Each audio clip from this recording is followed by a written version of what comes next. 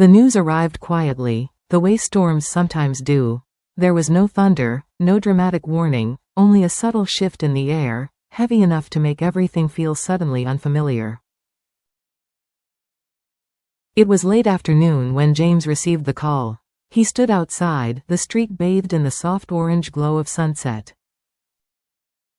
People passed by carrying grocery bags, laughter drifting from a nearby cafe, life continuing in its ordinary, reassuring rhythm. For everyone else, time moved forward as it always did. For James, it seemed to stop. "Your father is seriously ill." The words did not strike him like a blow. They seeped in slowly, like cold water finding its way through unseen cracks in a wall. Long after the call had ended, James remained where he was, phone still pressed to his ear. His face was unreadable, his heart anything but calm. The man on the other end of that call was the same father who had once ruled his life with iron certainty, who had dictated his future, broken his choices, and torn him away from the woman he loved. A man who had turned affection into something conditional, approval into something painful to earn. And now that man lay fragile, suspended between breath and silence, inside a small hospital room. Inside their home, Deep was preparing dinner. Oil sizzled gently in the pan, the familiar scent of garlic and vegetables filling the kitchen. These were the small comforts of ordinary life, sounds and smells that grounded the day in normalcy. When James stepped inside, she sensed the change instantly. There are moments when love requires no explanation, moments when it recognizes pain before a single word is spoken. "What happened?" she asked softly. James didn't answer at once. He sat down, shoulders heavy, as if the weight of the past had suddenly returned and settled upon him. "My father," he said finally. "He's very sick." Deep's hands froze mid-motion. That name alone carried years of history, enough reason to turn away, enough reason to protect herself and their child from reopening old wounds. Yet what rose in her chest was not anger. It was a quiet, aching compassion. Perhaps it was because she had grown up knowing loss. Perhaps because motherhood teaches the heart to see beyond blame, toward vulnerability.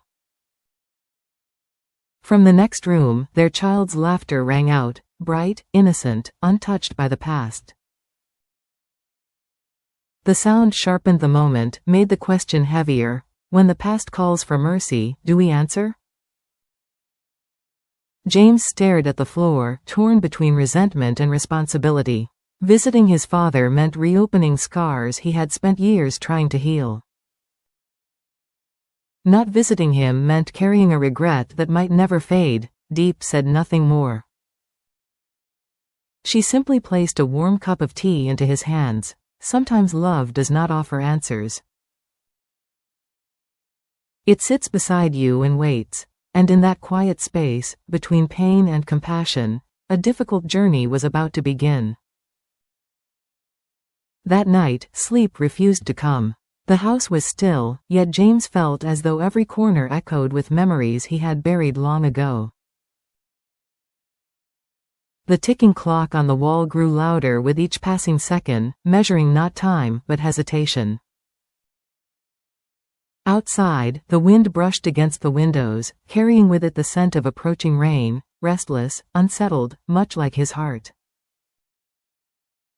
Deep lay awake beside him, her eyes fixed on the ceiling. She did not reach out at first. She understood that some battles must be faced alone before they can be shared. James had always been strong in silence. But tonight, that silence felt fragile. "Do you hate him?" she asked gently, her voice barely louder than a whisper. James exhaled slowly. "I don't know," he admitted. "I thought I did, but now, I just feel tired. Tired of running. Tired of proving himself. Tired of carrying anger that no longer had a place to rest." He remembered the days when his father's voice alone could dictate his future, when love had been measured in obedience and achievement. Yet he also remembered small, almost forgotten moments, a hand on his shoulder, a brief nod of pride that once meant everything. The next morning, life resumed its familiar pace. Deep packed their child's school bag, reminding her to eat slowly, to listen to her teacher, to be careful on the road. These ordinary instructions carried an unspoken message: life goes on, no matter how heavy the heart becomes. Uncle James looks sad, the child said innocently, tugging at Deep's sleeve. Deep knelt down, smiling as she brushed a strand of hair from her face. Sometimes adults get sad too, she replied. But that doesn't mean they don't love. The words struck James harder than any argument ever could. Love, he realized, was not about deserving. It was about choosing, again and again, even when the choice hurt. Later that afternoon, James stood by the doorway, keys heavy in his hand. Visiting his father felt like stepping back into a storm he had barely survived. Not going felt like abandoning a man who, despite everything, had once carried him in his arms. Deep approached quietly. I won't force you, she said. But if you go, you won't go alone.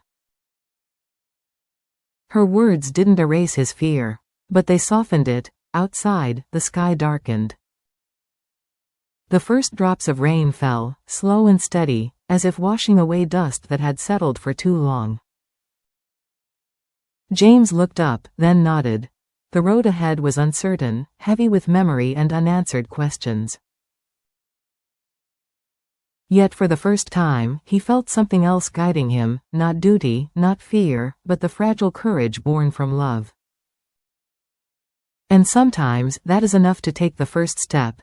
The hospital corridor smelled faintly of disinfectant and wilted flowers, a scent that always seemed to announce both endings and beginnings. James slowed his steps as they approached room 407. Each footfall felt heavier than the last, as if the floor itself were asking him to reconsider. Through the narrow window in the door, a dim light flickered, fragile and unsteady, much like the emotions tightening in his chest. Deep walked beside him, her presence calm but unwavering. She carried a small bag of fruit, simple, unremarkable, chosen with care. Not wealth, not status, only sincerity. When the door opened, time seemed to pause. James's father lay motionless on the bed, thinner than memory allowed. The man who had once ruled boardrooms and family dinners alike was now reduced to a frail silhouette beneath white sheets, breathing only with the help of machines. For a moment, confusion pierced James's chest. How could someone so powerful be brought so low? His mother looked up from the bedside chair, eyes red, tired, yet still resilient. When she saw James, her lips trembled. You came, she whispered. James nodded, unable to find his voice. He stepped closer, studying his father's face. The anger he had rehearsed for years refused to appear. In its place was a dull ache, for lost time, for words never spoken, for love buried beneath pride. Deep placed the fruit gently on the table and bowed her head. We heard, she said softly. We wanted to see him. The machines hummed steadily. Then, unexpectedly, his father stirred. Clouded eyes opened, searching, and when they met James's gaze, something flickered. Surprise, regret, relief. James, he murmured. That single word shattered the final barrier. James reached out, hesitating only a second before taking his father's frail hand. It was cold, unfamiliar, painfully real. In that touch, years of resentment dissolved into fragile understanding. Power fades. Success crumbles. But blood and memory remain. This visit, James realized, was not about forgiveness or reconciliation. It was about presence. About showing up when it mattered most. Outside the window, the rain had stopped. A thin ray of sunlight slipped through the clouds, illuminating the room, just enough to reveal something rare and precious. Hope, fragile but alive. Morning light crept softly into the room, pale and hesitant, as if it too feared disturbing the fragile peace that had settled overnight. James had not slept. He sat by the window, watching the city awaken, vendors opening stalls, children being led to school, life continuing with quiet indifference. Deep stirred beside the bed. Though tired, her gentleness had not faded. She poured warm water for James's mother, offering care without ceremony. In silence, the three of them formed a fragile circle, bound not by agreement but by care. James's father opened his eyes again. This time, they were clearer. His gaze moved from his wife to his son, then rested on Deep. For years, he had seen her as a mistake, a weakness, someone unworthy. "I was wrong," he whispered. "I thought control was love." James stood. His voice trembled, but it did not break. "We're here," he said. "Not to argue, not to blame, just to be family." Tears slid down his mother's cheeks. Deep lowered her head, hands clasped, not seeking approval, only offering acceptance. Outside, distant church bells marked another passing hour. Inside, time softened. A hand tightened slightly around James's fingers, a wordless apology, a quiet plea for understanding. Later, as they prepared to leave, James paused at the door. He looked back once more. Then he turned to Deep. "Thank you," he said simply. She smiled, small, steady. "Family isn't chosen by power," she replied. "It's chosen by who stays." Outside, the air felt lighter. No one knew what tomorrow would bring, recovery or farewell, forgiveness or lingering regret. But one truth had become clear. Love does not erase the past. It gives the future a chance.